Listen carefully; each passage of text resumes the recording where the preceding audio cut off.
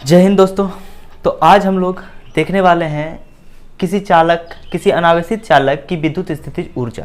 देखिए, किसी अनावेशित चालक की विद्युत स्थितिज ऊर्जा क्या होती है, विद्युत स्थितिज ऊर्जा क्या होती है किसी अनावेशित चालक के, इसके बारे में हम लोग आज को देखते हैं।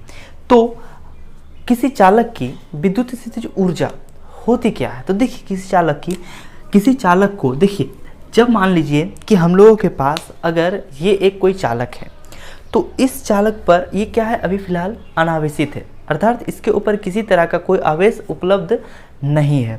तो इस अनावेशित चालक को आवेशित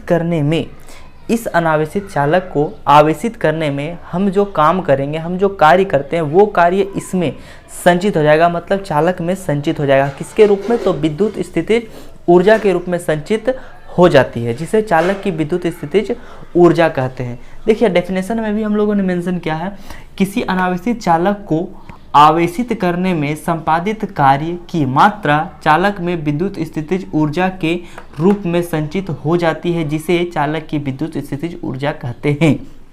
मतलब जो आप कार्य कीजिएगा उसको आवेशित करने में, जैसे हम लोग समझते हैं, जैसे देखिए, हम लोग के पास अगर ये मान लेते हैं कि ये एक चालक है, ये शुरुआत में ये चालक आपका क्या है, अनावेशित है। अनावेशित है इसका मतलब हो गया कि आवेश Q इक्वल टू क्या है, फिलहाल 0 है, मतलब आवेश उस पर नहीं है। तो जब हम लोग इसको आवेशित करेंगे, इसका मतलब है कि प्लस किसी आवेश को हम लोग क्या करेंगे, इसमें ले जाएंगे। तो जैसे हम लोग प्लस एक आवेश को ले गए, अब फिर दूसरा आवेश को लाएंगे, तीसरा को लाएंगे, चौथा को लाएंगे, तो हम लोग काम किसे करेंगे, तो हम लोग कार्य करेंगे। हम लोग 1, 2, 3 आवेश को इस चालक के अंदर लाने में क्या करेंगे, काम करेंगे। कैसे काम करेंगे देखिएगा, जैसे मान लीजिए 1 प्लस को तो हम लाएं, तो इसका विद्युतीय क्षेत्र के अंदर हमें दूसरा जो प्लस चार्ज होगा उसे लाना होगा। तो ये प्लस चार्ज इस प्लस चार्ज को क्या करेगा, धक्का देगा, मतलब ये बाहर की तरफ विकर्षण बल लगाएगा, रिपल्सन फोर्स इसके ऊपर क्रिएट करेगा, मतलब ये इसके ऊपर विकर्षण बल लगाएगा। ओके, तो इस विकर्षण, मतलब ये जो रिपल्सन फोर्स है, इस रिपल्सन फोर्स के अगेंस्ट हम क्या करेंगे, इसे इसके फील्ड में लाएंगे, क्योंकि यहाँ पर ये पहुँच जाएगा तो क्या करेगा, ये जो दूसरा जो आप लाइएगा उसका वो विरोध करेगा, अपोज करेगा कि हम तुमको आने नहीं देंगे।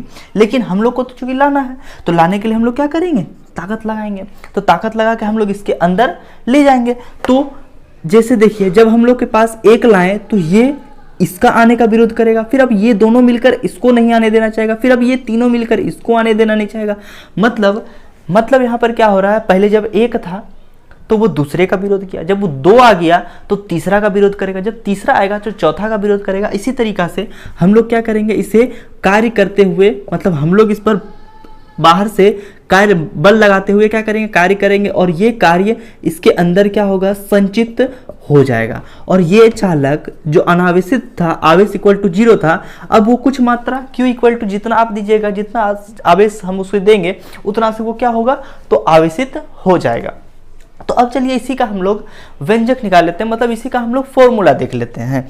तो देखिए, हम लोग कह रहे हैं, माना C धारिता के किसी अनावेशित चालक को Q आवेश से आवेशित किया जाता है। हम लोग ऐसा मान रहे हैं कि एक हम लोग के पास क्या है, एक अनावेशित चालक है, इसमें हम लोगों ने प्लस प्लस बना दिया। फिलहाल इसे मान लीजिए कि ये अनावेशित चालक था। तो हम लोग क्या कर रहे हैं, किसी अनावेशित चालक को Q आवेश देकर इसे क्या कर रहे हैं, हम लोग आवेशित कर रहे हैं। तो Q आवेश देकर इसे आवेशित किया जाता है, जिससे चालक का विभव 0 से बढ़कर, अब देखिए यहाँ पर एक और चीज समझिए, जब Q इक्वल टू 0 था तो V भी तो 0 होगा, क्योंकि अभी तक हमने कोई काम किया नहीं तो वोल्टेज उसका नहीं बढ़ेगा, मतलब उसका विभव भी बढ़ेगा नहीं, क्योंकि विभव जब 0 होगा, क्योंकि कार्य जब 0 है तो विभव भी हम लोग के पास क्या हुआ, 0 हुआ। उसी प्रकार जब हम लोग यहाँ पे कार्य करेंगे तो Q आवेश की मात्रा बढ़कर कुछ हो जाएगी, Q हो जाएगा, तो उस समय जो विभव होगा भी, वो भी बढ़ करके कुछ ना कुछ हो जाएगा, मतलब विभव का जो मात्रा होगा वो भी V से बदल जाएगा। अगर हम लोग मान लेते हैं कि सपोज कीजिए कि हम लोग 1 कूलम चार्ज दिए, इसको 1 कूलम आवेश देते हैं, तो 1 कूलम आवेश जैसे बढ़ा तो 1 वोल्ट भी बढ़ जाएगा। अगर हम लोग 5 कूलम आवेश देंगे तो 5 वोल्ट भी बढ़ जाएगा। तो हम लोग कहेंगे क्या आपका, कि ये हम लोग देख पा रहे हैं ये हम लोग देख पा रहे हैं। तो वहीं पे हम लोग कह रहे हैं जिससे चालक की विद्युत जिससे हम लोग कह रहे हैं जिसे चालक का विभव शून्य से बढ़कर क्या हो जाता है, तो भी हो जाता है। मतलब जब हम लोगों ने इसको आवेश दिया, जब हम लोगों ने इसे आवेश दिया, कितना Q आवेश दिया, तो इस चालक का जो विभव था, ये विभव बढ़कर कितना हो गया, इस चालक का विभव बढ़कर भी हो गया। ठीक है, जब हम लोगों ने इसे Q आवेश दिया तो इस चालक का विभव बढ़कर भी हो गया। तो कह सकते हैं हम चालक की जो धारिता है C इक्वल टू कितना होता है, C इक्वल टू होता है Q by V, C equal to Q by V। तो यहाँ से हम लोग कह सकते हैं और V इक्वल टू कितना हो जाएगा, तो V इक्वल टू देखिए इसे हम लोग यहाँ मल्टीप्लाई कर देंगे तो ये हो जाएगा आपका CV इक्वल टू Q। तो यहाँ से आपको क्या निकालना है, यहाँ से हम लोगों को V निकालना है, तो सिर्फ इसको नीचे लेकर चले जाएंगे तो V equal to Q by कितना C। देखिए ये C हम लोगों का ये अलग है, ये अलग है, तो V इक्वल टू हो गया हम लोग के पास Q बाय C। तो अभी तक हम लोगों ने निकाल लिया V equal to Q by C। अब यदि ये चालक है, अब इसे चालक को अगर अत्यंत सूक्ष्म आवेश मतलब अल्प आवेश दिया जाए, अल्प आवेश कहने का मतलब है संपूर्ण आवेश की मात्रा अगर Q है तो अल्प आवेश कह सकते हैं कि अगर हम लोग उसे dQ दें तो हमें कितना कार्य करना पड़ेगा। तो चालक को अत्यंत सूक्ष्म आवेश dQ देने में संपादित कार्य कितना कार्य करना पड़ेगा हम लोगों को, तो कह सकते हैं dQ इक्वल टू, ठीक है सॉरी dW, संपादित कार्य dW equal to dQ into V। अब देखिए dQ इंटू V कैसे, क्योंकि V इक्वल टू हम लोग क्या जानते हैं, V इक्वल टू होता है W by Q, V equal to W by Q। तो W equal to V into Q, यहाँ से हम लोग लिख सकते हैं W equal to V into Q। तो यहाँ से dW काम हम लोग का छोटा है तो dW इक्वल टू क्या हो गया, dW इक्वल टू dQ, क्योंकि हम लोगों ने आवेश कितना दिया है, छोटा सा आवेश दिया है dQ। तो हम लोगों ने लिखा है यहाँ पे कितना dQ इंटू कितना V। तो अब यहाँ से हम लोग लिख सकते हैं इसे इस प्रकार से dQ इंटू V। अब देखिए V इक्वल टू हम लोग निकाल रहे हैं कितना Q बाय C, तो ये हो गया हम लोगों के पास Q बाय C।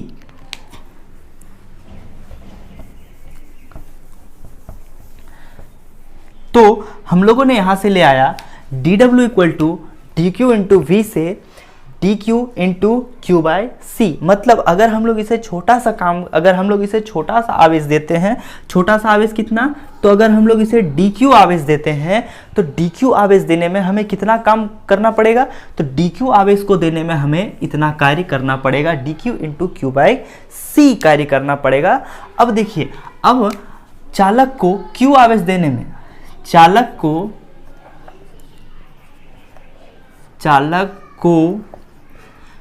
Q आवेश से आवेशित करने में संपादित कार्य। अब हम लोग जब मान लीजिए कि इस चालक को हम लोगों ने छोटा सा आवेश दिया, कितना dQ दिया, तो हम लोगों को काम करना पड़ा कितना dQ into Q by C काम करना पड़ा। तो उसी प्रकार अगर हम इस चालक को कितना आवेश दें, Q आवेश से आवेशित करें, मतलब इस चालक को हम कितना आवेश दें, तो इस चालक को हम लोग Q आवेश से अगर आवेशित करते हैं तो हमें कितना काम करना पड़ेगा। तो हम लोग कह सकते हैं कि W इक्वल टू इंटीग्रेशन किसका, तो dW का। अब देखिए dW तो हम लोग काम जो करेंगे, वर्क जो किए होंगे वो कहाँ से कहाँ तक, तो 0 से आवेशित किए हैं कहाँ तक, Q तक। ठीक है, 0 से Q तक आवेशित किए हैं, तो हम लोग कह सकते हैं इसे W इक्वल टू dW। कितना है dW हम लोग के पास, तो इंटीग्रेशन 0 टू Q dW कितना हम लोग के पास, तो dQ into Q by C, dQ into Q by C। ठीक है, इसे हम लोग थोड़ा सा सजा कर लिख लें, अगर W equal to integration of 0 to Q by C dQ। अब देखिए इसमें हम लोग इसे ऐसे भी लिख सकते थे, इसे ऐसे भी अगर हम लोग इसे लिखें 1 by C Q D Q. तो देखिए 1/c, क्योंकि q का q के साथ कनेक्शन है तो इसे 1/c को हम लोग क्या कर सकते हैं, इंटीग्रेशन के बाहर कर सकते हैं। तो 1/c इंटीग्रेशन 0 to q क्या हो जाएगा हम लोग के पास, q डी q। अब हम लोग के पास फॉर्मूला है हम लोग के पास x to the power n का फॉर्मूला है। तो x, अगर हम लोग x का इंटीग्रेशन करते हैं यहाँ पे, अगर हम लोग जैसे x का, जैसे हम लोग के पास रहता है x का इंटीग्रेशन करने को बोला जाता है, तो हम लोग क्या करते हैं x टू द पावर 2/2, मतलब x to the power n plus 1/n+1 से। ये इंटीग्रेशन का फॉर्मूला से हम लोग यहाँ कह सकते हैं कि हम लोग के पास जो ये w होगा ये 1/c, w जो होगा ये 1/c, इसका इंटीग्रेशन अगर करें तो q²/2 और कहाँ से, तो 0 से q तक। तो हम लोग w इक्वल टू पहुँच गए 1/c q²/2 q और 0, ये हो गया उसका लिमिट। अब हम लोगों ने कहाँ तक निकाल लिया, तो w equal to 1/c q²/2 और लिमिट उसका दोनों पुट कर दिए q और 0। अब देखिए यहाँ पे हम लोग इसे इस प्रकार से भी लिख सकते हैं, w इक्वल टू, अगर 2 को बाहर कर दे तो ये हो जाएगा 1/2c q² और यहाँ पर बचेगा 0 और q। यहाँ से हम लोग लिख सकते हैं w इक्वल टू 1/2c। अब देखिए इस q का दो वैल्यू है, कौन कौन सा, तो यहाँ पे हम लोगों का q का दो वैल्यू है, एक q का वैल्यू है हम लोगों के पास q और एक q का वैल्यू है हम लोगों के पास 0।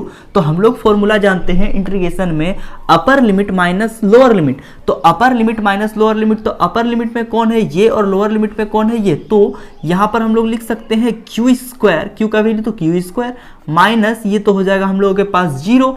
तो ये हो गया हम लोगों के पास w equal to 1/2c into q², या फिर इसे हम लोग सजा कर लिखें तो q²/2c। तो ये हम लोगों ने लिख लिया, ये हम लोगों ने निकाल लिया संपादित कार्य की मात्रा। मतलब अगर इस अनावेशित को हम लोग कितना से q आवेश से आवेशित करें तो हमें कितना कार्य करना पड़ेगा, तो हमें इतना कार्य करना पड़ेगा। अब परिभाषा के अकॉर्डिंग ही देखिए, तो जो कार्य की मात्रा चालक में विद्युत स्थितिज ऊर्जा के रूप में संचित हो जाती है। मतलब अब हम लोग इसे आवेशित करने में जो काम किए हैं, ये काम की मात्रा इसमें क्या होगी, ऊर्जा के रूप में संचित हो जाएगी। तो यहाँ से हम लोग कह सकते हैं चालक की स्थितिज ऊर्जा, अतः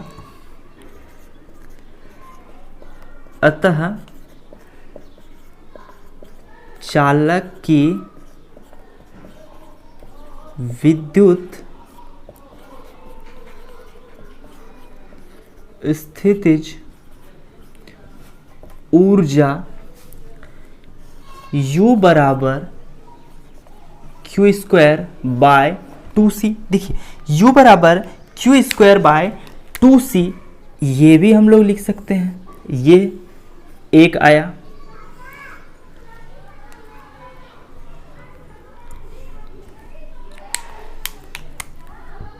ये U बराबर Q का जो वैल्यू था q²/2c,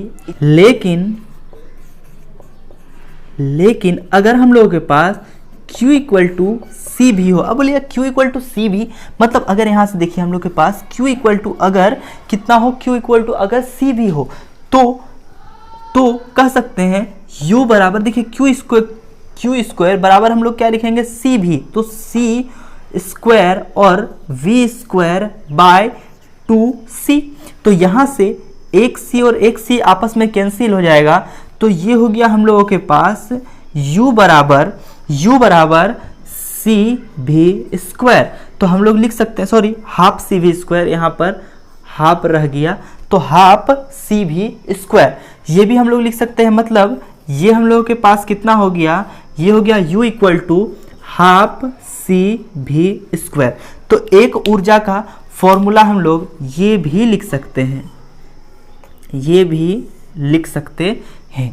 जब हम लोगों ने q equal to C V रखा, q equal to C V रखा तो ऊर्जा हम लोगों के पास आ गया 1/2 CV स्क्वायर।